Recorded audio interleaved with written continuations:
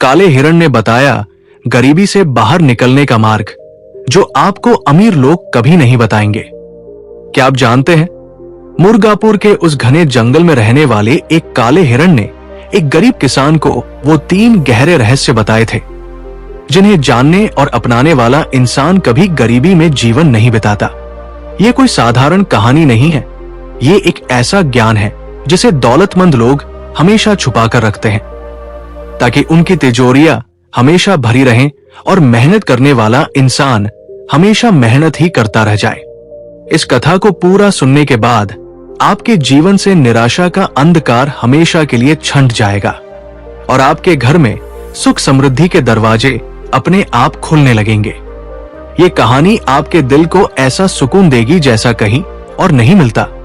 नमस्कार प्रिय दर्शकों, गांव का लड़का AI YouTube चैनल में आप सभी का स्वागत है। आज हम एक ऐसी कथा सुनने जा रहे हैं जो आपके सोचने का नजरिया बदल देगी। आज का विषय है काले हिरण द्वारा बताए गए गरीबी से बाहर निकलने के वो गुप्त मार्ग, जो अमीर लोग कभी किसी को नहीं बताते। हम में से बहुत से लोग दिन रात मेहनत करते हैं, खून पसीना एक कर देते हैं, फिर भी उनके हाथ हमेशा खाली रहते हैं।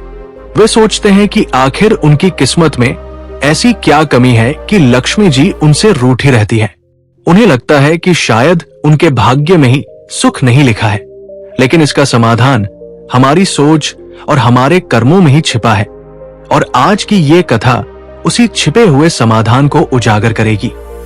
ये कहानी है मुर्गापुर के उस ईमानदार किसान सोहन की, जिसके हाथों में जादू था, पर उसकी जेब में एक पैसा नहीं था। उसके हाथों से लगाए बीज ऐसे फूल खिलाते थे मानो स्वर्ग से उतर कर आए हों, पर उसकी अपनी जिंदगी कांटों से भरी हुई थी। और कैसे जंगल में मिला एक रहस्यमयी काला हिरण उसकी पूरी जिंदगी बदल देता है, ये आज हम जानेंगे। गरुड़ पुराण में कहा गया है कि किसी भी ज्ञानवर्धक कथा को अधूरा छोड़ना अशुभ होता है, क्योंकि अधूरा ज्ञान हमेशा खतरनाक होता है। इसलिए इस कहानी को अंत तक जरूर सुनिएगा।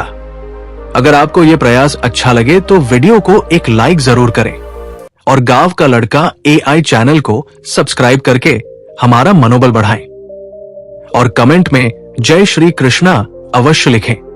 प्रभु आपकी हर मनोकामना पूरी करेंगे। तो चलिए ये प्रेरणादायक कथा शुरू करते हैं। बहुत समय पहले की बात है। ऊंचे ऊंचे पहाड़ों की गोद में एक छोटा सा बेहद खूबसूरत गांव बसा था, जिसका नाम था मुर्गापुर। गांव के पास से एक मीठे पानी की नदी बहती थी और चारों तरफ हरे भरे खेत ऐसे लगते थे मानो धरती ने हरी चादर ओढ़ रखी हो। यहाँ के लोग सीधे सादे थे, उनकी जरूरतें कम थी और वे अपनी छोटी सी दुनिया में बहुत खुश थे। इसी गांव में एक नौजवान लड़का रहता था, जिसका नाम था सोहन। सोहन एक गरीब किसान का इकलौता बेटा था।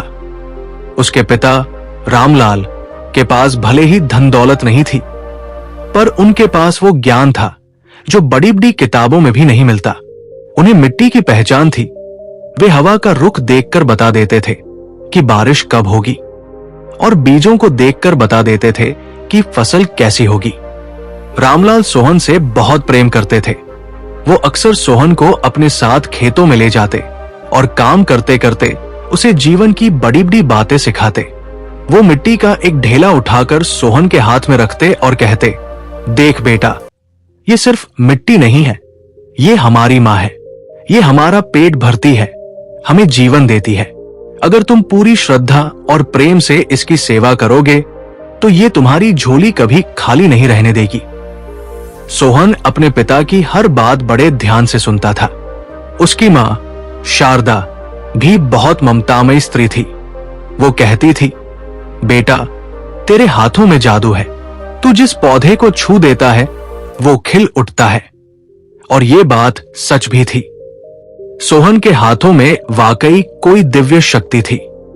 वो जिस मुरझाए हुए पौधे को पानी देता, उसमें नई जान आ जाती।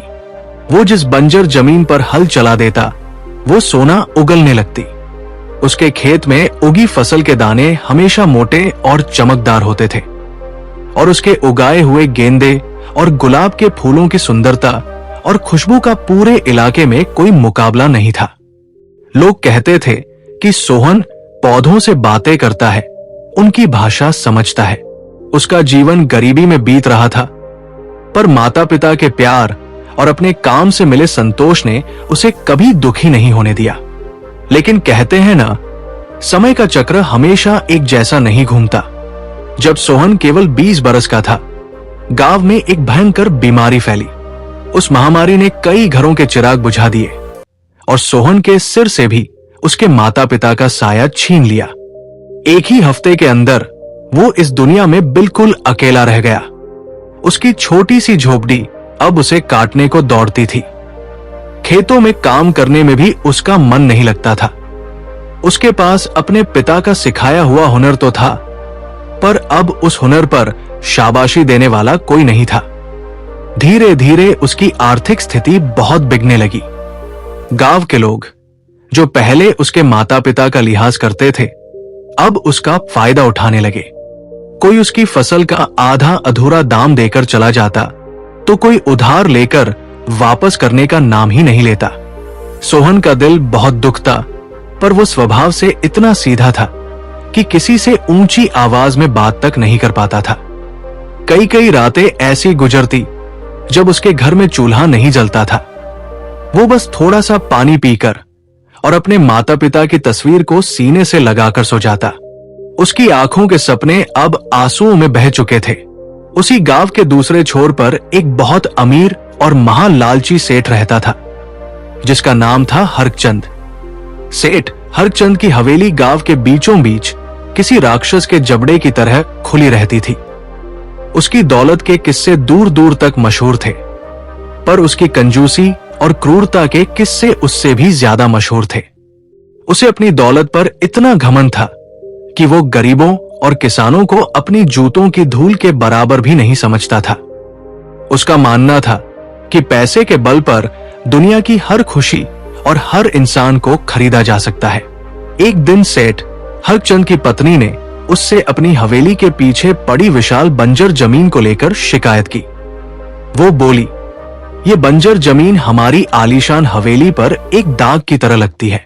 मैं चाहती हूं कि यहाँ एक ऐसा खूबसूरत बागीचा हो जिसे देखकर रियासत की रानी भी जल जाए। सेठ को अपनी पत्नी की बात जंच गई। उसने फैसला किया कि वो वहां एक ऐसा बागीचा बनवाएगा जैसा आज तक किसी राजाम महाराजा का भी न रहा हो। उसमें दुनिया के सबसे दुर्लभ और कीमती फूल खिलेंगे, जिनके लिए बीज विदेशों से मंगवाए जाएंगे। उसके एक मुनीम ने, जो सोहन के हुनर के बारे में जानता था, डरते डरते उसे सोहन का नाम सुझाया। मुनीम ने कहा, सेठ जी, गांव में रामलाल का बेटा है सोहन। उसके हाथों में भगवान का दिया वरदान है। वो पत्थर पर भी फूल खिला सकता है। वो जैसा बागीचा बना सकता है, वैसा इस पूरे इलाके में कोई दूसरा नहीं बना सकता। सेठ हरचंद ने अपनी मोटी गर्दन घुमाई और घमंड से कहा, एक मामूली किसान का लड़का, बुलाओ उसे, जरा मैं भी तो देखूं कि उसके हाथों में मिट्टी है या जादू। सोहन को सेठ की हवेली से बुलावा आया। जब वो उस विशाल फाटक के अंदर घुसा तो हवेली की चमक दमक देखकर उसकी आंखें चौंधिया गई।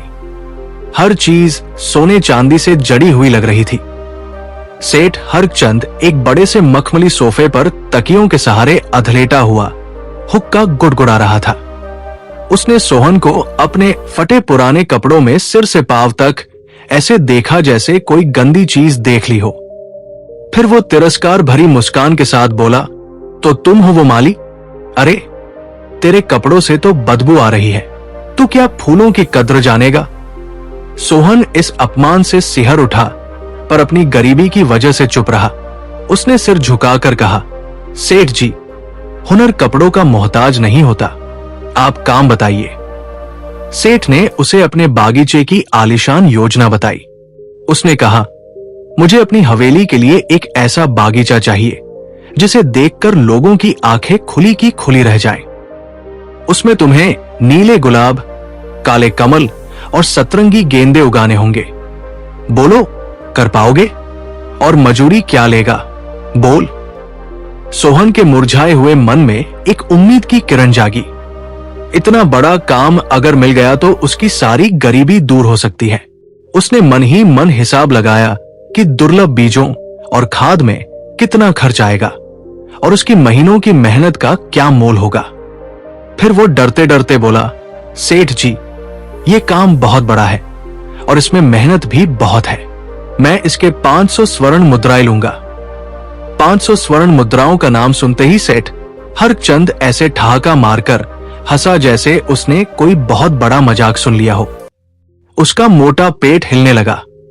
वो अपनी जगह से खड़ा हो गया और सोहन के पास आकर उसकी आंखों में झांकते हुए बोला, 500 मुद्राएं? अरे ओ किसान के बच्चे, तेरी 7 पुश्तें भी इतनी रकम एक साथ नहीं देख पाएंगी। तू मिट्टी खोदने और पानी डालने के इतने पैसे मांगेगा? सुन, मैं तुझे इस काम के 50 स्वर्ण मुद्राएं दूंगा, एक भी ज्यादा नहीं। काम करना है तो कर, वरना इसी वक्त यहां से दफा हो जा। तुझ जैसे 2 कौड़ी के किसान मेरी हवेली के बाहर रोज भीख मांगने आते हैं। सोहन का चेहरा शर्म और अपमान से लाल हो गया। 50 स्वर्ण मुद्राएं तो उस काम के लिए उसकी मेहनत का अपमान थी। सिर्फ अच्छे बीज खरीदने में ही उससे कहीं ज्यादा खर्च हो जाता। उसने मना करने के लिए मुंह खोला ही था कि सेठ ने अपनी तर्जनी उंगली उठाकर उसे धमकाते हुए कहा, और एक बात कान खोलकर सुन ले, अगर बागीचा मेरे मन मुताबिक नहीं बना या एक भी फूल कम खिला तो ये 50 मुद्राएं भी भूल जाना। उल्टे चमड़ी उधेड़कर इसी बागीचे में खाद की जगह दफनवा दूंगा। सोहन की आंखों में आंसू आ गए। ये उसकी कला का नहीं, उसकी गरीबी का सौदा था।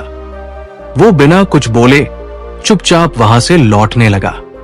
उसका स्वाभिमान उसे ये काम करने की इजाजत नहीं दे रहा था। तभी उसके कानों में अपने पिता रामलाल की आवाज गूंजी, जो अक्सर कहते थे, बेटा, कोई भी काम छोटा नहीं होता और मेहनत करने वाले की कभी हार नहीं होती। सच्ची हार तो तब होती है जब इंसान लड़ने से पहले ही हिम्मत छोड़ दे। सोहन के कदम रुक गए। उसने सोचा, शायद यही मेरी किस्मत की आखिरी परीक्षा है। शायद यही एक मौका है अपनी किस्मत को बदलने का। अगर मैंने ये काम अपनी पूरी जान लगाकर किया और सेठ को पसंद आ गया तो शायद वो खुश होकर कुछ ज्यादा पैसे दे दे, और अगर नहीं भी दिए तो कम से कम गांव में मेरा नाम तो होगा ही कि मैंने सेठ का बागीचा बनाया था। उसने पलटकर सेठ की तरफ देखा और दबी आवाज में कहा, ठीक है सेठ जी, मुझे आपकी शर्त मंजूर है, पर मेरी भी एक शर्त है। जब तक बागीचा पूरी तरह तैयार नहीं हो जाता, आप या आपका कोई भी आदमी वहां नहीं आएगा। आप उसे तभी देखेंगे जब मैं खुद आपको बुलाने आऊंगा। सेठ हरचंद की आंखों में विजय की क्रूर मुस्कान तैर गई। उसे लगा कि उसने एक भूखे और लाचार इंसान को अपनी शर्तों पर झुका दिया है। वो बोला, ठीक है, मुझे मंजूर है, जा आज से ही काम शुरू कर दे। सोहन अपनी अंधेरी झोपड़ी में वापस आ गया। उस रात उसे नींद नहीं आई। उसने अपनी बची खुची जमा पूंजी और अपनी मां के दिए हुए चांदी के 2 कड़े बेचकर दुर्लभ बीजों का इंतजाम किया। और फिर अगले दिन से शुरू हुआ उसकी कठोर तपस्या का दौर। वो सूरज निकलने से पहले ही बागीचे में पहुंच जाता और चांद निकलने के बाद तक काम करता रहता। वो दिन भूल गया, रात भूल गया, खाना पीना भूल गया। उसकी आंखों में बस एक ही जुनून था, एक ही सपना था, उस बंजर जमीन पर स्वर्ग का एक टुकड़ा उतार देना। उसने पहले जमीन से कंकड़ पत्थर साफ किए, फिर उसमें नदी की लाई हुई उपजाऊ मिट्टी और गोबर की खाद मिलाई। उसने अपने हाथों से क्यारियां बनाई और उनमें प्यार से बीज बोए। वो पौधों से ऐसे बातें करता जैसे कोई माँ अपने बच्चों से करती है। वो उनके लिए गीत गाता, उन्हें कहानियां सुनाता। उसने अपनी सारी पीड़ा, अपनी सारी उम्मीदें, अपना सारा हुनर उस मिट्टी में मिला दिया था। महीने बीतते गए, मौसम बदलते गए। सोहन का शरीर धूप और मेहनत से तपकर काला पड़ गया था। उसके कपड़े तार तार हो चुके थे और उसके कोमल हाथों में पत्थर जैसे खुरदुरे गड्ढे पड़ गए थे। लेकिन जब 6 महीने बाद उसने अपने बागीचे पर आखिरी नजर डाली तो उसे देखकर उसकी सारी थकान, सारा दर्द एक पल में गायब हो गया। वो कोई बागीचा नहीं था, वो धरती पर उतरा एक सपना था। हजारों रंग बिरंगे अनजाने फूल ऐसे खिल रहे थे मानो किसी ने जमीन पर इंद्रधनुष बिछा दिया हो। उनकी मीठी सुगंध हवा में घुलकर पूरे वातावरण को पवित्र बना रही थी। तितलियां नाच रही थी और भंवरे गुनगुना रहे थे। सोहन की आंखों से खुशी के आंसू छलक पड़े। वो भागे भागे सेठ हरचंद को बुलाने गया। सेठ अपने घमंडी दोस्तों और मुनिमों की पूरी फौज लेकर बागीचा देखने आया। जैसे ही सबने बागीचे में कदम रखा, एक पल के लिए वहां सन्नाटा छा गया। हर किसी की आंखें आश्चर्य से फटी की फटी रह गई। सब लोग अवाक होकर उस अद्भुत सुंदरता को देख रहे थे। किसी के मुंह से शब्द नहीं निकल रहे थे, बस गहरी सांसों और वाह वाह की धीमी आवाजें आ रही थी। सेठ हरचंद ने भी बागीचा देखा। एक पल के लिए तो वह भी अपनी सुध बुध खो बैठा। उसे अपनी आंखों पर विश्वास नहीं हो रहा था कि जिस जमीन को वो बंजर समझता था वो इतनी खूबसूरत हो सकती है। लेकिन अगले ही पल उसके अंदर का लालची और ईर्ष्यालु शैतान जाग गया। उसने सोचा, अगर मैंने इस मामूली किसान की इतनी तारीफ कर दी तो ये सिर पर चढ़ जाएगा और मेरे दोस्त क्या सोचेंगे कि हरचंद एक गरीब के काम से इतना प्रभावित हो गया। नहीं, मैं अपना मान कम नहीं होने दे सकता। उसने तुरंत अपना चेहरा कठोर बना लिया और ऐसे चलने लगा जैसे किसी गलती की तलाश कर रहा हो। फिर वो एक काले कमल के फूल के पास रुका और चिल्लाकर बोला, ये क्या है? इस फूल की एक पंखुड़ी बाकी पंखुड़ियों से जरा सी छोटी क्यों है? अरे तुझे ठीक से काम करना भी आता है या नहीं? चला था 500 स्वर्ण मुद्राएं मांगने, तूने तो मेरे कीमती विदेशी बीज भी बर्बाद कर दिए। सोहन हैरान रह गया। वो बोला, सेठ जी, ये तो प्राकृतिक है। हर फूल, हर पत्ता एक जैसा नहीं हो सकता, इसमें कोई कमी नहीं है। लेकिन सेठ तो फैसला करके ही आया था। वो और जोर से चीखने लगा, चुप रह, मेरे सामने जबान लड़ाता है? तेरी इतनी हिम्मत? तूने मेरा काम खराब किया है, तूने मेरा सपना तोड़ा है। मैं तुझे एक फूटी कौड़ी भी नहीं दूंगा। सोहन के पैरों तले से जैसे जमीन खिसक गई। उसकी 6 महीने की दिन रात की मेहनत, उसकी सारी उम्मीदें एक पल में किसी कांच के खिलौने की तरह टूटकर बिखर गई। उसने हाथ जोड़कर गिड़गिड़ाते हुए कहा, सेठ जी, ऐसा अन्याय मत कीजिए, भगवान के लिए ऐसा मत कीजिए। मैंने अपना खून पसीना एक करके इस मिट्टी को सींचा है। आप चाहें तो राज्य के सबसे बड़े उद्यान विशेषज्ञ को बुलाकर दिखा लीजिए। अगर वो इसमें कोई एक भी कमी निकाल दे तो मैं बिना पैसे लिए यहां से चला जाऊंगा। सेठ का पारा और चढ़ गया। उसने अपने लठैतों को आवाज दी, अरे सुनते क्या हो, निकालो इस भिखारी को यहां से और इस सारे बागीचे को तहस नहस कर दो। एक भी पौधा खड़ा नहीं दिखना चाहिए। मैं इस मनहूस बागीचे को अपनी हवेली पर एक कलंक की तरह नहीं रहने दूंगा। लठैतों ने सोहन को जानवरों की तरह घसीटना शुरू कर दिया। सोहन जमीन पर गिर पड़ा, पर उसकी आंखें उस बागीचे पर टिकी थी जिसे उसने अपने बच्चों की तरह पाला था। उसकी आंखों के सामने ही लठैत उन खूबसूरत फूलों को अपने भारी जूतों से कुचलने लगे, पौधों को उखाड़ उखाड़ कर फेंकने लगे। हर एक टूटती हुई टहनी के साथ सोहन को ऐसा लग रहा था जैसे उसकी अपनी हड्डी टूट रही हो। उसे धक्के मारकर हवेली से बाहर फेंक दिया गया।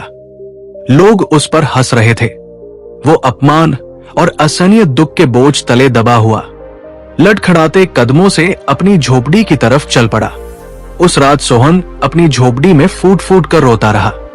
उसे लग रहा था कि अब इस दुनिया में जीने का कोई मतलब नहीं है। उसकी सारी मेहनत बर्बाद हो गई थी। उसके पास न तो पैसे बचे थे, न ही इज्जत। उसे अपने माता पिता की बहुत याद आ रही थी। उसे लगा कि ये जीवन अब एक बोझ बन गया है जिसे वह और नहीं ढो सकता। यही सब सोचते सोचते वो आधी रात को घर से निकलकर गांव के बाहर घने जंगल की तरफ चल पड़ा। जंगल के उस पार एक बहुत ऊंची चट्टान थी जिसे लोग मुक्ति शिला कहते थे। उसने फैसला कर लिया था कि वो उस चट्टान से कूदकर अपने इस दुखी जीवन का अंत कर देगा। जंगल बेहद घना और डरावना था।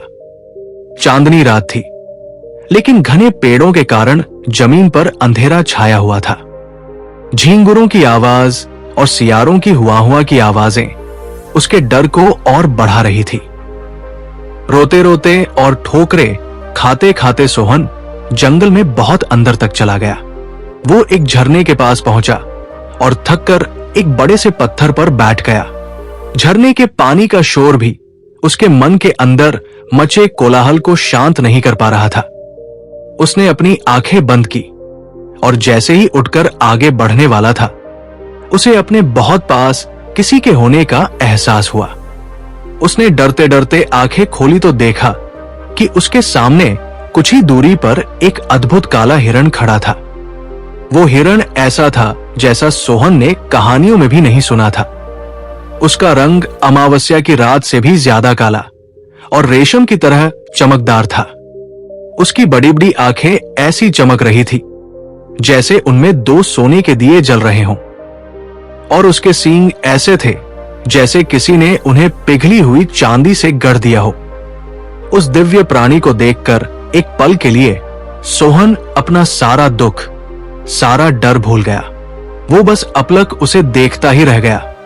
तभी उस हिरण ने एक बहुत ही शांत, गहरी और मधुर आवाज में कहा, क्यों अपने इस अनमोल जीवन को समाप्त करने पर तुले हो, युवक? सोहन हक्का बक्का रह गया। एक हिरण को इंसानों की तरह साफ साफ बोलते देखकर वो बुरी तरह डर गया। उसे लगा कि ये या तो उसका कोई वहम है या जंगल में रहने वाला कोई मायावी राक्षस है। वो पत्थर से उठकर पीछे हटने लगा। हिरण फिर बोला, डरो मत सोहन, मैं तुम्हें कोई हानि पहुंचाने नहीं आया हूं। मैं तो बस ये जानने आया हूं कि जिसके हाथों में मिट्टी को सोना बनाने का हुनर है, जिसका हृदय गंगा जल की तरह पवित्र है, वो आज इतना निराश और टूटा हुआ क्यों है? सोहन को यह सुनकर और भी घोर आश्चर्य हुआ कि यह रहस्यमयी प्राणी उसका नाम भी जानता है। उसने कांपती हुई आवाज में हिम्मत करके पूछा, तुम कौन हो और तुम्हें मेरा नाम कैसे पता? तुम मेरी कहानी कैसे जानते हो? हिरण के चेहरे पर एक सौम्य मुस्कुराहट आई। उसकी मुस्कुराहट में एक अजीब सी शांति और अपनापन था। उसने कहा, मैं कौन हूं यह जानना उतना महत्वपूर्ण नहीं है जितना यह जानना कि तुम कौन हो और तुम अपनी असली शक्ति को क्यों नहीं पहचान रहे हो। मैं इस जंगल का प्रहरी हूं, इसका संरक्षक हूं। मैंने तुम्हें तब से देखा है जब तुम अपने पिता की उंगली पकड़कर खेतों में आया करते थे। मैंने तुम्हारे पिता की आंखों में तुम्हारे लिए देखे गए सपनों को भी देखा है। तुम्हारी मेहनत में सच्चाई है, तुम्हारे पसीने की हर बूंद में पवित्रता है। फिर तुम एक लालची और अज्ञानी सेठ के अपमान से इतने टूट क्यों गए? हिरण के मुंह से अपने पिता का जिक्र सुनकर सोहन की आंखों से आंसुओं की धारा बह निकली। उसने अपनी सारी दुख भरी कहानी, अपने सारे अपमान का घूंट उस हिरण के सामने उगल दिया।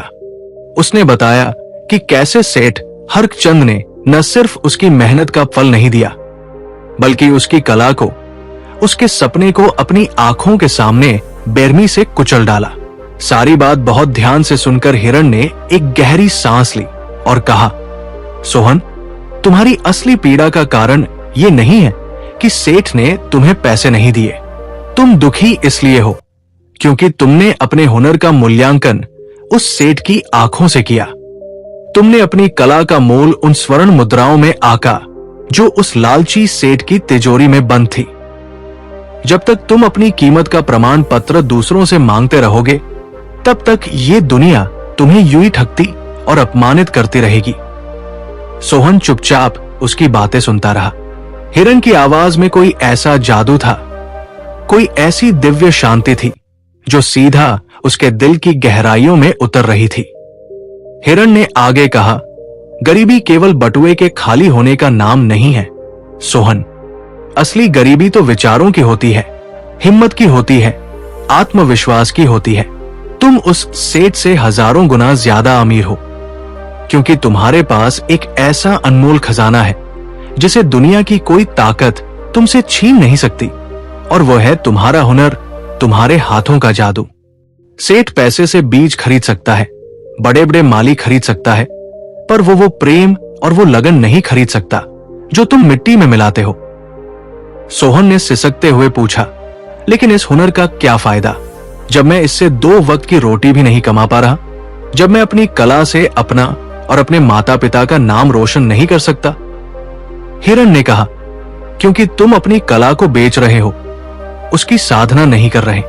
तुम उसे दौलत कमाने का एक जरिया समझ रहे हो, जबकि वह तुम्हारे भीतर बैठे परमात्मा से जुड़ने का एक मार्ग है। जिस दिन तुम पैसे के लालच के लिए नहीं, बल्कि अपनी आत्मा के आनंद के लिए एक भी बीज बोओगे, उस दिन देखना दौलत और शोहरत तुम्हारी गुलाम बनकर तुम्हारे पीछे पीछे घूमेगी। हिरण कुछ पल चुप रहा, उसकी सुनहरी आंखें सोहन के अंदर झांक रही थी। फिर वो बोला, मैं तुम्हें गरीबी के इस दुष्चक्र से बाहर निकलने के 3 गहरे रहस्य बताता हूं। ये वो रहस्य है जिन्हें अमीर और शक्तिशाली लोग जानते हैं, पर वे कभी किसी गरीब को नहीं बताते। वो चाहते हैं कि तुम हमेशा मौजूदर बने रहो, ताकि वे हमेशा तुम्हारे मालिक बने रहें। मेरी बातों को अपने मन में नहीं, अपनी आत्मा में उतार लेना। सोहन अपनी सारी सुध बुध खोकर हाथ जोड़कर उस दिव्य हिरण की बातें सुनने लगा। हिरण ने कहा, पहला रहस्य है अपने हुनर का सम्मान करो, पैसे का नहीं। जब तुम कोई भी काम करो तो उसे अपनी आत्मा का सर्वश्रेष्ठ अर्पण समझकर करो। ये मत सोचो कि इस काम के बदले में तुम्हें कितना मिलेगा। ये सोचो कि इस काम को करके तुम्हारी आत्मा को कितनी खुशी और कितना संतोष मिलेगा। जब तुम्हारा काम श्रेष्ठता की पराकाष्ठा पर पहुंच जाएगा तो उसका मूल्य दुनिया अपने आप तय करेगी। सेठ हरचंद ने तुम्हारे बागीचे को उजाड़ दिया, लेकिन क्या इससे तुम्हारे हुनर की कीमत एक कौड़ी भी कम हुई? नहीं, एक सच्चे हीरे को कीचड़ में फेंक देने से वो पत्थर नहीं बन जाता। उठो और उस बागीचे से भी सुंदर कोई चीज बनाओ, लेकिन इस बार किसी लालची सेठ के लिए नहीं, अपनी खुशी के लिए बनाओ। अपनी झोपड़ी के बाहर जमीन के एक छोटे से टुकड़े पर सिर्फ एक फूल खिलाओ, पर वो फूल ऐसा होना चाहिए जिसमें तुम्हारी आत्मा की सुगंध हो। दूसरा रहस्य है अपनी कीमत खुद तय करो। दूसरों को यह अधिकार कभी मत दो। तुम 50 स्वर्ण मुद्राओं जैसी अपमानजनक कीमत पर इसलिए मान गए क्योंकि तुम डरे हुए थे, तुम भूखे थे, तुम निराश थे। तुमने अपनी कला का, अपने स्वाभिमान का सौदा कर लिया। हमेशा याद रखो, जो चीज बहुत आसानी से और सस्ते में मिल जाती है, दुनिया कभी उसकी कद्र नहीं करती। अगर तुम्हें अपनी काबिलियत पर अटूट भरोसा है तो उसकी सही कीमत मांगने से कभी मत डरो। कोई न दे तो एक वक्त भूखे सो जाना मंजूर कर लेना, पर अपने स्वाभिमान को कभी किसी के पैरों में मत गिराना। जिस दिन तुम अपनी असली कीमत पहचान लोगे, उस दिन ये दुनिया भी तुम्हें पहचानने के लिए मजबूर हो जाएगी। और तीसरा सबसे महत्वपूर्ण रहस्य है प्रकृति से जुड़ो, क्योंकि वही समृद्धि का असली और अनंत स्रोत है। ये जंगल, ये पहाड़, ये झरना, ये पेड़ पौधे, ये सब तुम्हें वो दे सकते हैं जो किसी सेठ की तिजोरी तुम्हें कभी नहीं दे सकती। जब भी तुम निराश हो, जब भी तुम्हें लगे कि तुम हार रहे हो, तो यहां चले आना। इन विशाल वृक्षों से बात करना, इस बहते पानी का संगीत सुनना। तुम्हें यहां से वो प्रेरणा मिलेगी, वो शांति मिलेगी और वो नई ऊर्जा मिलेगी जो तुम्हें किसी भी चुनौती से लड़ने की ताकत देगी। तुम्हारा हुनर प्रकृति का ही तो एक उपहार है। जब तुम उससे दूर हो जाते हो तो तुम्हारा हुनर भी निर्जीव और बेजान हो जाता है।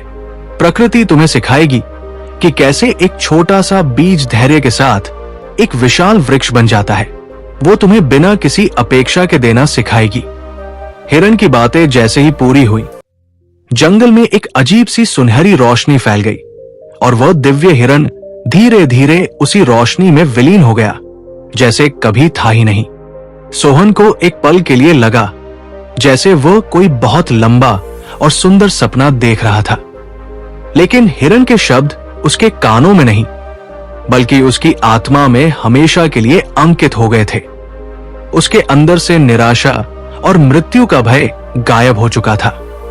उसे जीवन का एक नया अर्थ मिल गया था, एक नई दिशा मिल गई थी। उसने उस झरने के पवित्र जल से अपना मुंह धोया और एक नए दृढ़ निश्चय के साथ अपनी झोपड़ी की ओर चल पड़ा। अगली सुबह जब सोहन सोकर उठा तो उसकी आंखों में निराशा के आंसू नहीं, बल्कि आत्मविश्वास की एक नई चमक थी। वो जंगल में गया और वहां से कुछ दुर्लभ जड़ी बूटियां और एक खास तरह की मिट्टी लेकर आया। उसने अपनी झोपड़ी के सामने जमीन के एक छोटे से टुकड़े को बहुत प्यार से साफ किया। उसने उस जमीन को अपनी तपस्या का स्थान बना लिया। उसने कहीं से लाकर एक बहुत ही दुर्लभ और अनूठे कमल का एक बीज उस मिट्टी में बो दिया। इस बार वो किसी के लिए काम नहीं कर रहा था।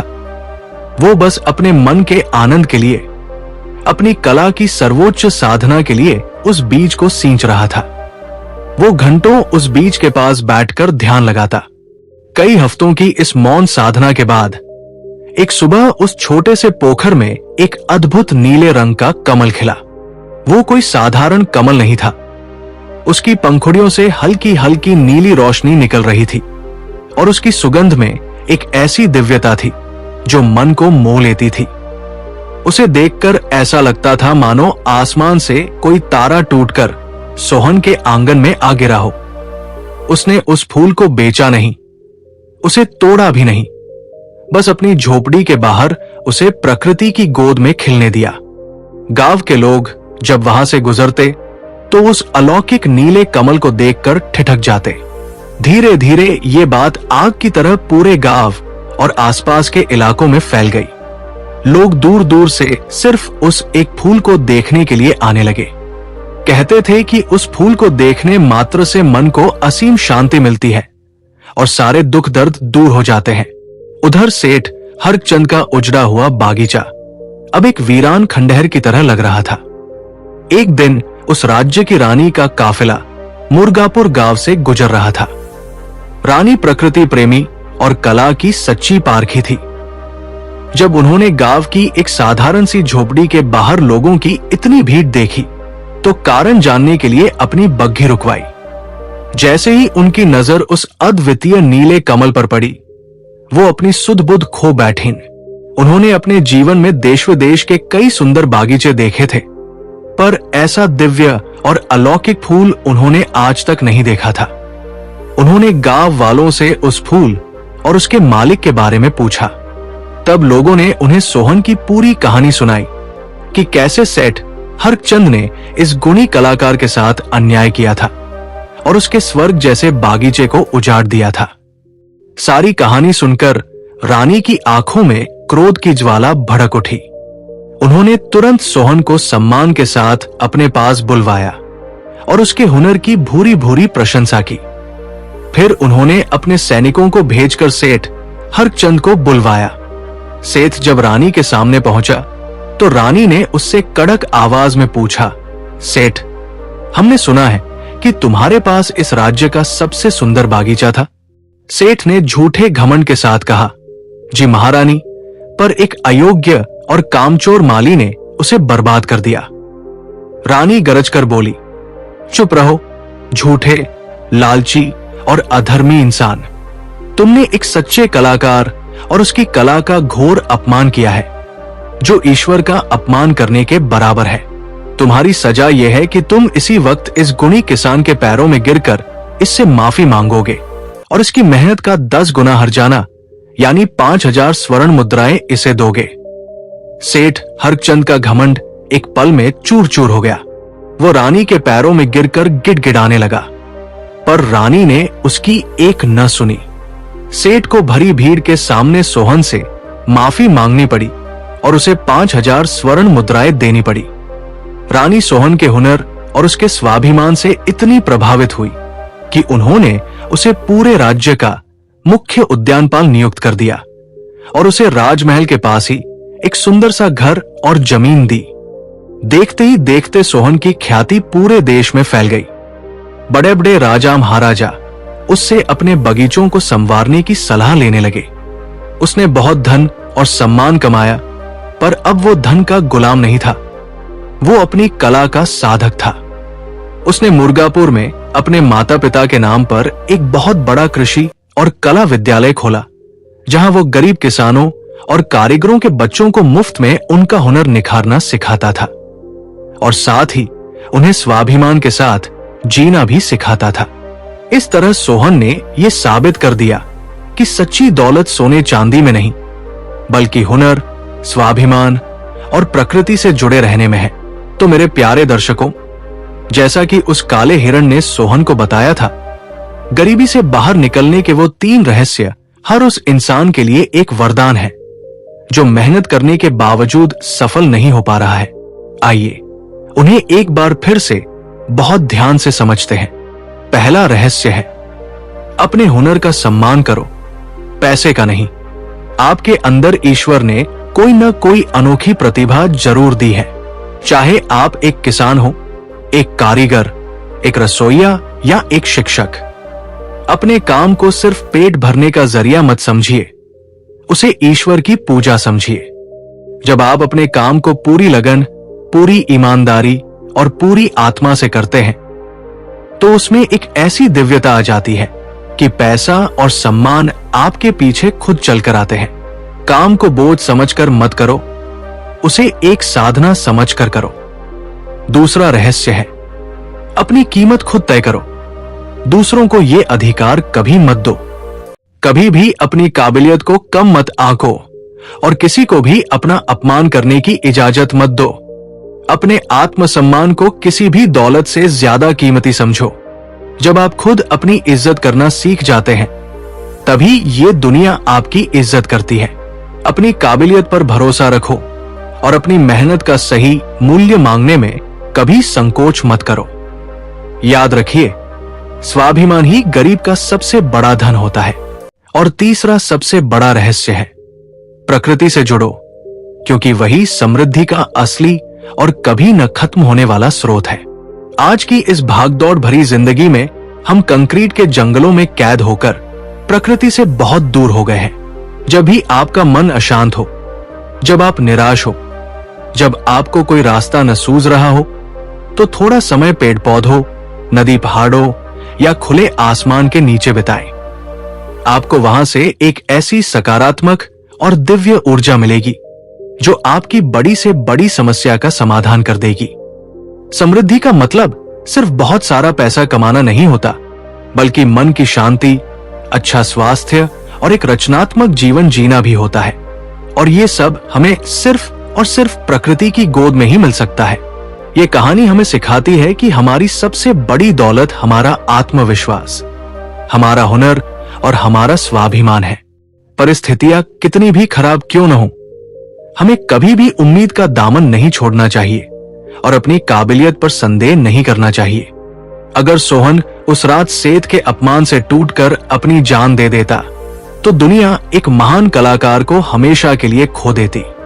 लेकिन उसने संघर्ष किया, अपनी असली कीमत को पहचाना और अंत में सफलता ने खुद आकर उसके कदम चूमे।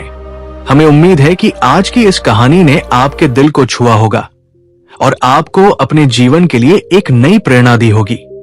अगर आप भी अपने जीवन में किसी कठिनाई से गुजर रहे हैं, तो इन 3 रहस्यों को अपनी जिंदगी में उतारने का प्रयास जरूर कीजिएगा। अगर आपको यह कहानी पसंद आई हो, तो कृपया इस वीडियो को अपने दोस्तों और परिवार के साथ साझा करें। क्या पता आपकी एक छोटी सी कोशिश किसी की निराशा भरी जिंदगी में उम्मीद की एक नई किरण जगा दे। हमारे चैनल गांव का लड़का AI को सब्सक्राइब करना न भूलें, ताकि हम आप तक ऐसी ही ज्ञानवर्धक और प्रेरणादायक कहानियां नियमित रूप से पहुंचाते रहें। कमेंट में जय श्री कृष्णा जरूर लिखें। प्रभु आपकी हर इच्छा पूरी करेंगे। हर हर महादेव।